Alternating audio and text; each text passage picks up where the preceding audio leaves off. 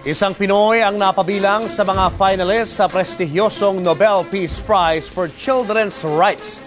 Kilalanin po natin ang sumusunod sa yapak ni CNN Hero of the Year, Efren Peña Florida, sa pagpapatrol ni TJ Manotok.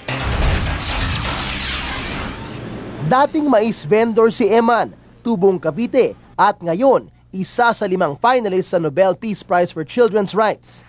Tulad ni CNN Hero of the Year, Efren Peña Florida, na bago ang pagkatao ni Eman sa tulong ni Bon Manalaysay.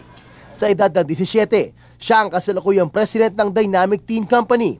Binuo niya ang programang MY Rights o Mind Your Rights na layong ipaglaban ang karapatan ng kabataan. Nakita ko po na at pinaunawa niya po ng mentor ko po sa akin na itong mga batang po ito may mga pangangailangan na katulad ko rin po may pangangailangan po.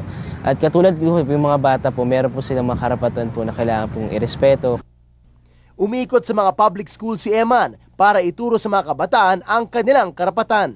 At para mas madaling maintindihan ng mga bata, gumawa si Eman ng mga coloring books. Pagko-color po nila, mahilig po sila mag-color. So why not nga po gumawa ng coloring book na for rights ng mga bata, nag-represent ng mga rights at mas madali nilang maunawaan.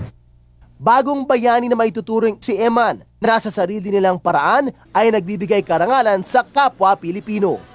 TJ Manotok, Patrol ni Pilipino.